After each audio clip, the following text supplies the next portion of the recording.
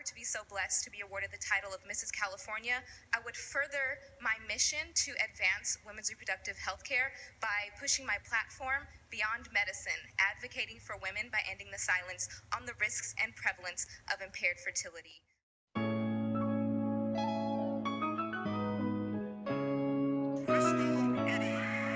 When they called my name as the next Mrs. California, I was beyond shocked. I remember thanking the judges and just being so excited. And after my first walk, I remember taking in a deep sigh and thinking about all the different challenges I had gone through as a child and just thinking, wow, this is my why. This was all worth it. People that just meet me as Mrs. California 2017, sometimes all they see is the crown or the dress or the makeup or all of those fancy things. But to me, being Mrs. California was never about the crown or the jewelry or the stage or the dress. It was about having a larger platform and using this platform to wake up the world, to show my students that they can reach accomplishments that they haven't even thought of yet.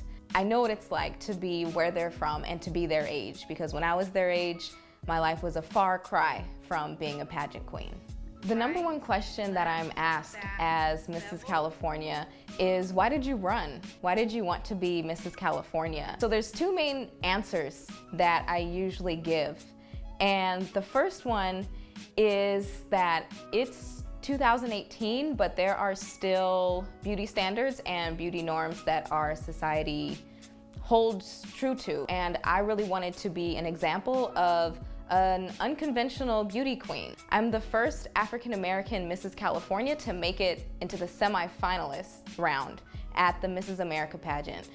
Running for Mrs. California really gave me the platform and opportunity to tell my students that it really doesn't matter how tall you are, how thin you are, how dark you are, how light you are. That has nothing to do with real beauty. That may sound ironic coming from a beauty queen. Growing up, I was teased, I was bullied. I remembered I was really bullied into depression and anxiety, being teased about my hair being too thick or my lips being too big or my skin being too dark or whatever it was. It really pains me to see that so many children still face that today in 2018. That's one of the main reasons why I published my children's book called Beauty Is, which is a rhyming children's book which takes readers on an adventure with the main character who is searching for beauty. And as with all great adventure stories, usually the answer is found right where we started. And I wanted to publish this book as Mrs. California to really take a stance and say that beauty is undefined. And for the sake of our girls, for the sake of their lives, we have to put an end to all of these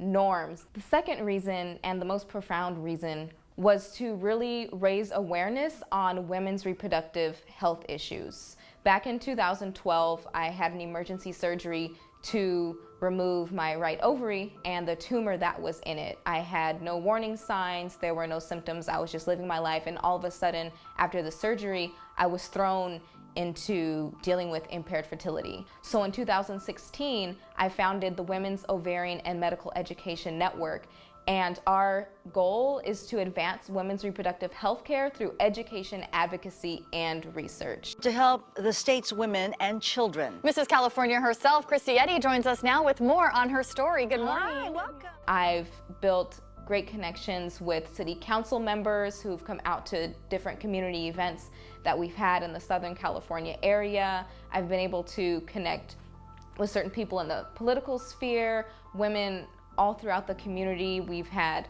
panels, we've had health seminars led by physicians, we've had social events where we have a great time and eat food, but we're also talking about what bloating and cramps and irregular periods can actually mean. I've come across so many stories and so many women that say, I'm so glad I went to the event. Now I found that I have fibroids, but they're really small, which means that they can be monitored before it could be a serious situation. The most common stories I get from women who are facing reproductive health conditions are the ones who have dealt with symptoms that are deemed normal and then are blindsided by these health issues that can impair their fertility.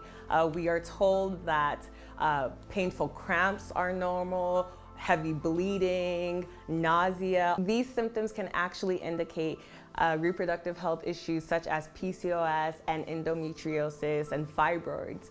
And this mentality of normalizing this kind of pain that we go through as women diverts women from seeking help and asking those questions. The mother of a woman, she pulled me aside and she told me her story about how her daughter had just died from cervical cancer and she was only 37. So it wasn't until after she had died that they had started, finding out research and more things about what was going on with their daughter.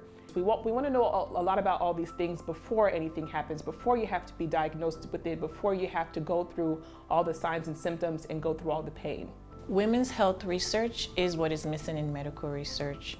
In the pharmaceutical industry, we're seeing that there are not as many clinical trial studies pertaining to women. Right now, there are some studies that have to do with endometriosis and very few in PCOS. With CIS, about 80% of women in the United States suffer. With fibroids, about 70% of women in the United States. With endometriosis as well as PCOS, about 5 to 10 million women in the United States are suffering. And miscarriages, about 1 million women per year suffer from these conditions. So attention really does need to be brought to it. We need to end the silence on this women's reproductive health crisis. I'm so grateful to have had this opportunity to represent the state of California as a women's reproductive health advocate, as the beauty queen to say no to beauty norms, and as an assistant principal, just being an example that my students can see. It's been a wonderful journey.